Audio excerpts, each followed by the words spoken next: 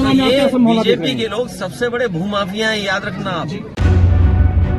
BJP Bharatiya Janata party भूमाफिया party बन गई है।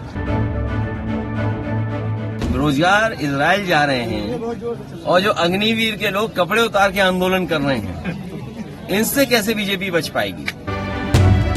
तो 90% लोग इस पीडीए में शामिल हैं, तो भारतीय जनता पार्टी कैसे बचेगी?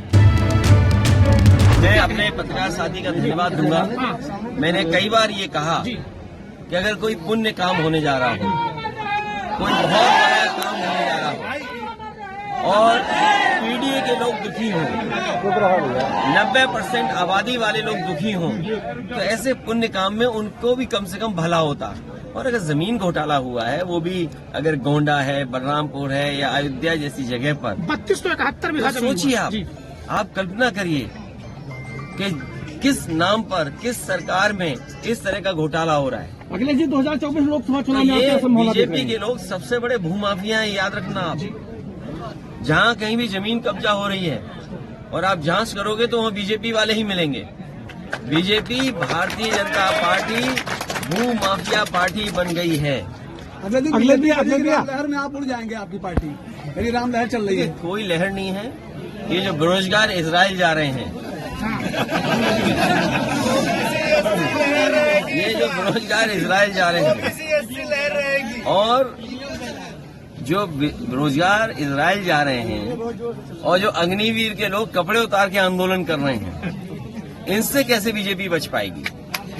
और ये जो नई आवाज उठी है पीडीए वाली, इसमें पीड़ित दुखी अगड़े भी हैं, ये ना भूलें अपने आप को। जो पीड़ित हैं, दुखी अगड़े वो भी हैं और पिछड़े दलित अल्पसंख्यक आदिवासी भाइयों का ये समूह है और आधी आबादी के साथ आगे बढ़ रहे हैं। तो 90% लोग इस पीडीए में शामिल हैं, तो भारतीय जनता पार्टी कैसे बचेगी? भैया ये बताइए, आपकी पार्टी, वो चाहे नीतीश कुमार जी हो चाहे आप, है ना, जातीय जनगणना की बात करते थे। अब नीतीश जी जो है एनडीए में शामिल हो गए हैं, आपकी जातीय जनगणना का क्या होगा? नहीं, उनके जाने से मुद्दा थोड़ी खत्म हो जाता है। हमें तो बधाई देना चाहिए नीतीश जी को, कम से कम शुरुआत तो कर गए।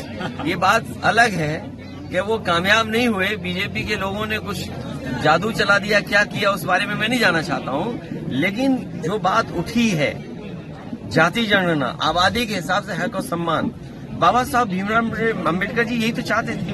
हमारा संविधान यही तो रास्ता दिखाता है। हमारा संविधान ये कहता है कि हर जो पिछड़े दलित हैं उनको विशेष अवसर मिलने चाहिए, जो अल्पसंख्यक हैं उन्हें विशेष अवसर मिलने चाहिए। तो आखिर क्यों नहीं मिले?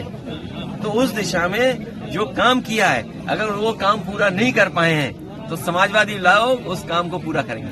आप भारत जोड़ो यात्रा में शामिल होंगे? देखिए, मुश्किल तो ये है कि कई बड़े आयोजन होते हैं, बड़े कार्यक्रम होते हैं, हम लोगों को निमंत्रण ही नहीं मिलता। तो अपने आप क्या मांगे हम निमंत्रण? मंदिर में तो निमंत्रण मिला था, अपने आप मांगने से मिला।